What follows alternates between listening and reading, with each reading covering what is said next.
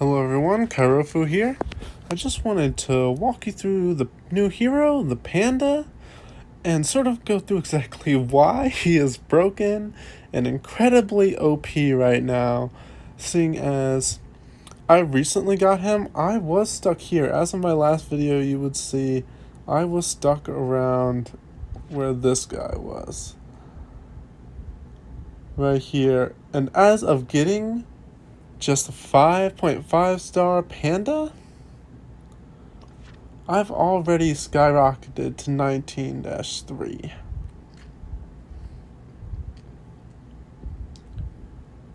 And as you can see just by clicking on me and chat, that you can just see that my stage clearing lineup has included that Panda all the way through pretty much. I mean, unfortunately you can't see that exactly, but I've used him through the entirety and he is just absurd in his abilities, his passives, which right now is what's carrying him through. He's not even doing the damage. It's just his passives and the knight's ability to heal, and then the warrior's just ability to tank through, deal the burn damage, and just push through. Let's just give this a quick look. I'll show you the two that I have in action as well. Let's start with the knight. So, basic talent that he has: heroes revive after death, recovering 100% of HP and 100% of energy. Only triggers once. Currently, I think this is slightly misleading. As of right now, from what I've seen, he can only revive himself. I've had the sheep die before him on the same row, and nothing happened. So I'm guessing that doesn't click in till that level 3 activated at level 221, which is after death of teammates on the same row, they will revive, recovering 100% of HP and 100% of energy. Each hero only triggers once. So the way that makes it sound is you can revive each hero on your row, probably including yourself. I have no way to verify this until I look like it, but that's what it sounds like. That's saying once you hit that 221 activation level, that is absurd. Because right now he's just basically like the baboon or the antelope mage or a hippo able to revive himself after death. But like at that point, it's just gonna blow my mind. And after reviving, he's also immune to controls and has 20% more lifesteal. So we won't even go into that, his sustain after death as well. Let's begin to look at these passives. So after death, we can increase armor for all your heroes by 20% for 2 rounds. That's a decent boost. Anything upwards of 10% is honestly a decent boost to stats. So increasing armor for all your heroes by 20% is nice, especially if you have a lot of knights and warriors on your team. This is a solid buff. Now, there's more. Recovers for all your heroes by 20% of max HP just by attacking. That's nice. Freezes all enemy heroes for 1 round. That's another quite overpowered ability, just as a passive. Increase all your heroes' attack by 20%. That lasts 2 rounds at 181. I think I know who I'm gonna try and level up if I can get him to the point that I can get him to 181. That's just nice. Those buffs just in of themselves are just nice. So active, it deals 450% damage of the attack damage to the highest attack enemy and reduces the target's attack by 15% for 2 rounds. This is kind of like the baboon knight's damage. It's single damage, but it reduces the target attack by 15% for 2 rounds, which is nice. Because when you're talking about attacking the highest attack enemy and then reducing the target's attack by 15% for 2 rounds, that's a good debuff. And honestly, that's been solidly keeping a lot of my team alive. Recovers for all your heroes on the same row, 15% of max HP. It's just nice to have. You're dealing damage and you're recovering health of your heroes. And then it also increases the 50% energy as well when it's using that. So that's an energy increase and a health increase is a bit absurd. So why don't we quickly go and watch that in action? So let's see if I can continue to progress in the campaign like I have been. I thought I'd stop to kind of show him actually being useful before I hit a wall.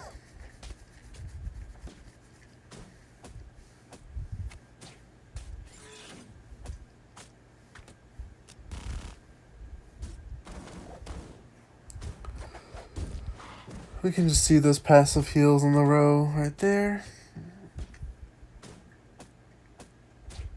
We're going to see his active ultimate ability here in a sec, if they even survive to it. There's his heals again. Plus, imagine those debuffs that are still going on in the background as well. It doesn't even look like he's doing anything, but with those passives in the background, it's just crazy. So let's look at the warrior real quick.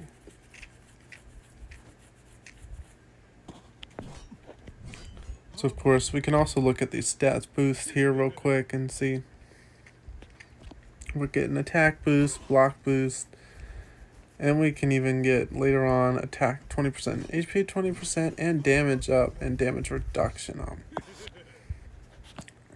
Now pay attention to those damage up and damage reduction down, because that's going to come into play big for this warrior.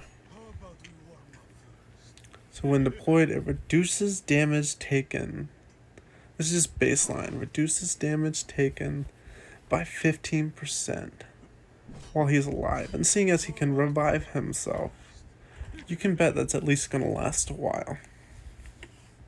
That's immediately 50% less damage you're taking. When deployed, increases your hero's healing amount by 30%. If I put any other healers in there, they're going to do a ton more heals, and it reduces enemies' healing by 30%. So it's not only buffing you, but it's debuffing the enemy just by him being deployed. He doesn't even have to do anything. And then once you get him to level 181, when deployed, he increases attack damage of your heroes by 15%. Just being there, those buffs are insane. Putting him in is what I'm going to show you next, and you almost see it in action, just what that kind of buff is like. So let's look at this. Deals 150% attack damage to all targets and reduces target armor by 20%.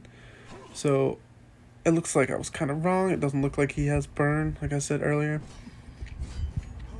But still, he adds shields to all your heroes as well. Like, he's basically doubling as a knight. Adding shields to your heroes that can block the same amount of damage from Panda Warrior's 100% attack, which right now isn't as much. Like I said, he's not up that high. I don't even have that much equipment on him. I hadn't even transferred it over from the heroes I was using before. So he's immune to controls and during the existence of the shield.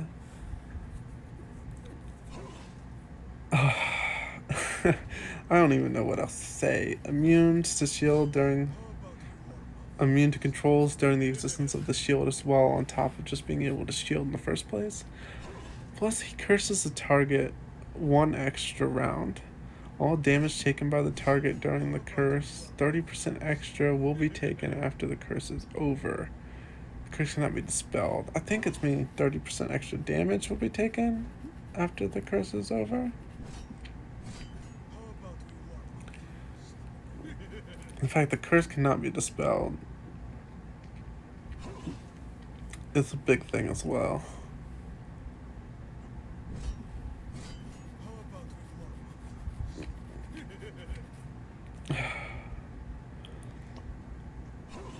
This is crazy. All that coupled together.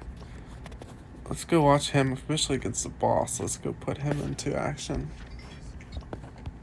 We could probably put Sheep Healer in there and probably really show how those heals are boosted in this.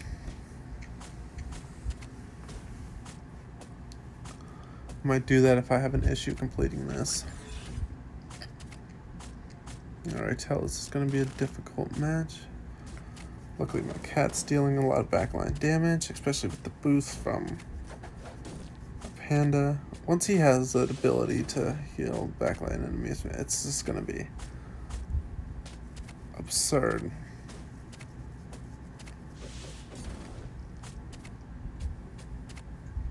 Right now, he's kind of just a body bag, like where the buffs are coming in. But he's just because of his buffs themselves. Like once you actually get him to a level where he's doing damage, it's just sad how overpowered he's gonna be.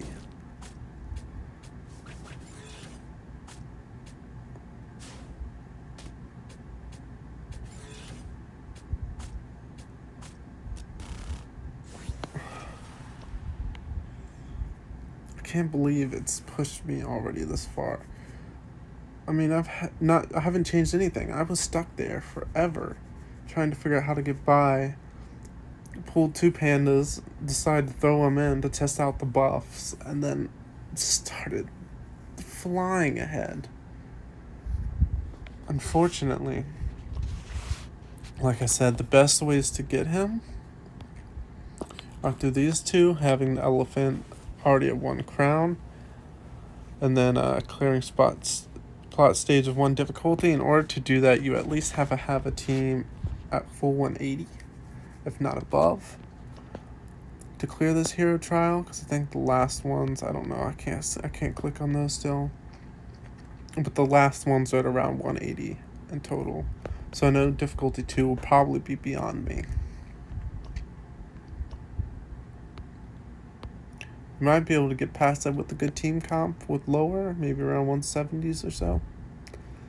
But I think you definitely have to have at least one around 180. But honestly, the event, you're not going to probably get enough eggs unless you're going to spend tons of money, which I wouldn't recommend this event.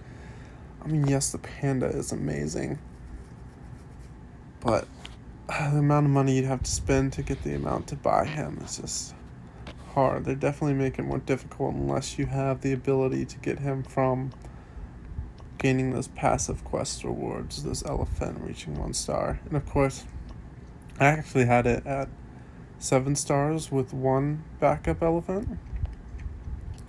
I ended up going to the tavern and doing a supreme summon and getting lucky and summoning an elephant. Of course, back then I had chosen an elephant, but now I have it set to Panda because I was sort of against this. I thought the chances would be low, but my pulls, I've been pretty lucky. I've pulled about 30% of the time, which is amazing, seeing as there's about 2% chance to get him. So out of 10 pulls, you're looking at 20% possibly chance. I know that's not exactly the statistics behind it, but that's about your chance of a times 10 pull. But I've been getting it a bit more than that. If I pull 3 of these, I'd probably get at least 1. And then again, yes, you're looking about 3 of those is 15,000 gems. So I've been saving my gems for this period, but I'm just also at the point where I have a lot of duplicate heroes, and I'm not trying to build up much more right now. I'm still trying to catch up to where I can actually start leveling them up, because I'm still short on the hero crystals I need to even get them up. So it's not like I'm in a rush. And from what I'm looking at, I might definitely throw another one into getting a Panda. But How about we go ahead and look back and overview the Panda real quick as well before I get too off track. So let's look at the Ranger real quick. So we have seems full attack buffs, attack HP, damage up, and damage reduction again. After any damage, increase on attack by 10%, stacks up to 6 layers. It doesn't look like that stack ever goes away.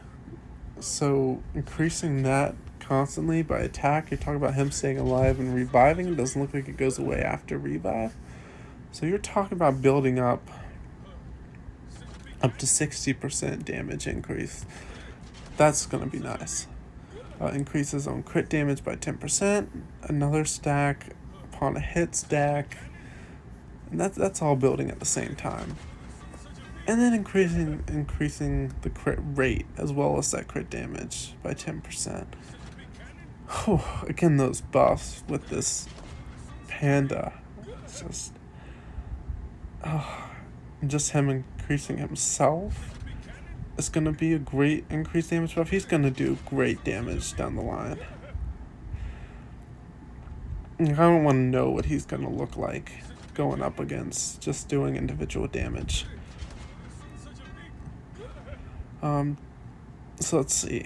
Active deals 120% attack of damage to all targets and causes the target bleed. Causes 60% damage per round for 3 rounds. So we're actually now doing bleed damage as well. That does 60% per round for 3 rounds. Randomly freezes 2 targets as well. So that's a 100% chance to freeze 2 targets for 2 rounds. 2 rounds. Ignoring shield. Frozen target, armor reduced by 100% for 2 rounds. I'm not too crazy impressed with that. That's nice. That level 3, I mean. But, like, randomly freezing 2 targets that last for 2 rounds while doing bleed and dealing 100% attack damage to all targets. That active is nice. And then you're stacking on these passives. And then remembering that he's also going to revive. He's going to be in there for a good bit. Gosh. I'm actually going through some of these the first time myself. I gave him a quick view before, but whew, this is crazy. Let's see, what kind of stat boost are we getting? Attack HP, crit, attack and HP boost, and then damage up and damage reduction again. Let's see, after attack, we're passive, increase on attack by 10%. So now we have another increase attack, armor, hit, and crit by 10% of herself. More buffs, stacking. Attack all back row targets for 2 times, dealing 150%. So we're talking about 300% to all back row targets for damage. Deals 2% attack, more damage per round for 3 rounds. I'm guessing it's increasing per round.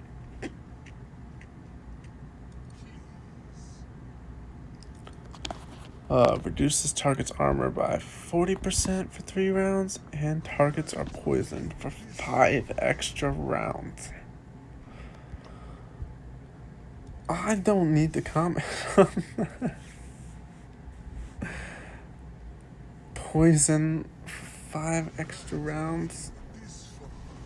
So it's already poisoning, doing 150% attack damage and poisons the targets.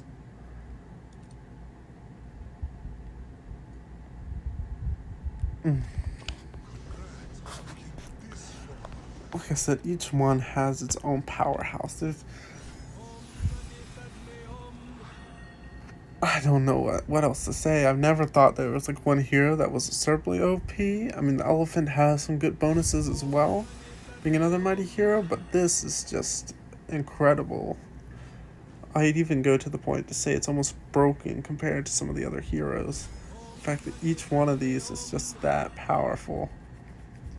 I mean, your knight and your warrior doing the full team buffs, and then your archer and your assassin are just, holy cow, doing all that individual damage on their own. Let's see what the mage has to offer. Last but not least, we got attack increase, HP increase, speed, attack, and HP, and damage reduction. So let's see what these passives are. When deployed, all enemies will be poisoned before each round. So just 30% attack damage per round for 5 rounds. Almost like the sheep's passive bleed. Which is nice. Anytime you're passively bleeding, that is just nice to have. It does a ton of damage even on bosses and on enemy teams as well. It's a good over-round ability. When deployed, reduces the enemy's healing amount by 30%. That's always nice. Of course, no longer effective after death. When deployed, the poisoning effect released by your hero cannot be dispelled. I don't know if that just means your hero just means this hero, since it's hero singular. But that's what I'm going to guess. Just anything poison effect released by this hero. When deployed, increases poison damage to all targets by 50%. No longer effective after death. So we're looking at 50% damage for poison to all targets, just in general. So if you were to pack even, I think Deer Mage does poison. I know there's a few others that do poison.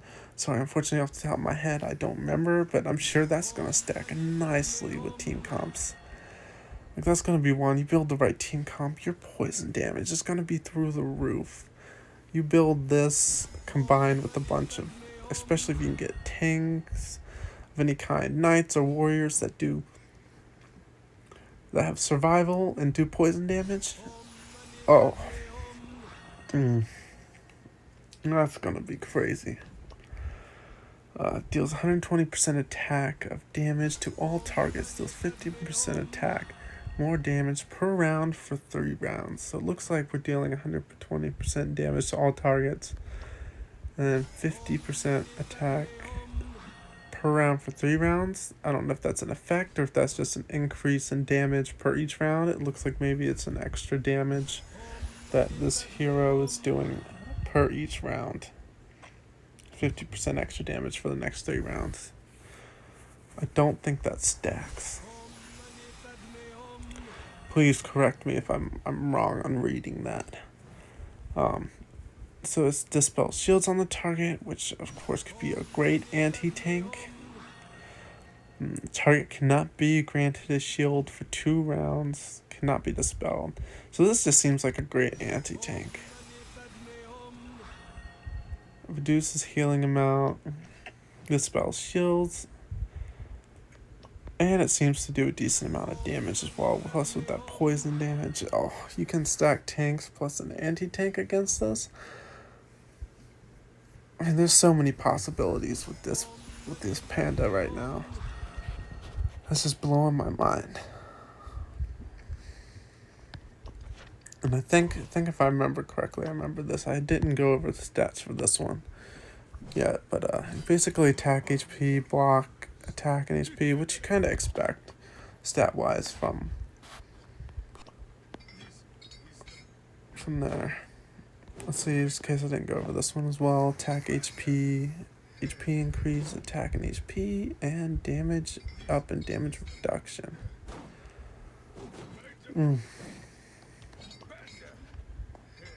That damage reduction just stacked on top of, I think it was the Warrior's natural damage reduction. Yeah, 15%. Once I also get up to that, that's going to be 25% damage reduction.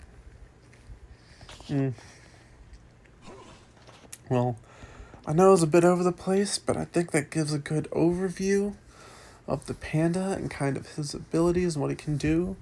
If I happen to get another while I play, I'll try to do another video. If I get another Panda that I haven't already gotten, I'll try to do a video sort of showcasing those abilities, hopefully to their fullest extent. Like if I get that mage, I'm definitely going to try to do a full poison team against hopefully a tank.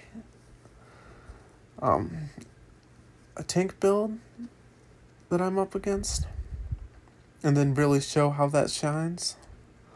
But for now, I think that basically covers this sort of event and the Panda itself. I also sort of wanted to say, don't worry too much if you can't get the Panda now. Like I said, it will be available in that Tavern Supreme Summon. That's your best way of getting it, probably, at the time being, until future events that might actually give you a chance to build enough to gather those. But I think it also showed up in an arena shop. In the Majestic store. That's what it was. I'm pretty sure this does not go away. So those coins will constantly build up. So currently I'm gaining 340. Let's say you're in Platinum group and you're averaging around that Platinum group. Maybe through 11 through 20. You're still getting 1400. If you're willing to take the time to build those up, you'll gather that in a month or two. I know it's a while, but it's, in my opinion, it's worth saving up for. Because I believe these points are distributed per day. I'm not totally sure, so my whole calculations could be off. That's just saying if you're in that area. Like right now, I think this is sort of broken. I don't plan on staying in a master group division for long once the others on my server end up catching up. But I think right now we're all probably gaining a decent amount of tier group awards. I know a few of my guild are sitting up towards the top of these platinum groups. And even diamond group right now. So y'all are collecting 2,700. So that's about 1,000 every 5 days. Or, my bad, 10,000 every 5 days. So if we're talking about building that 80,000, then we're definitely talking about, so 8 days. Gosh, my math is terrible, guys. Forgive me. I think that's 40, correct me if I'm wrong. 40 days that would take to build there if you're around that area. Well, I'm not here for math. Hopefully someone else will cover that area for me. Anyways, I rambled on more and more. But anyways, currently that's probably your best bets at getting the Panda. These events have just been cruel. Honestly, unless you're paid somewhat and you got up to where we are and you're able to get those rewards from that quest rewards down here, then it's gonna be a rough, a bit disheartening to try and even battle for these. But I guess if you're gonna go for anything, shoot for those advanced summon cards. 200s isn't too bad.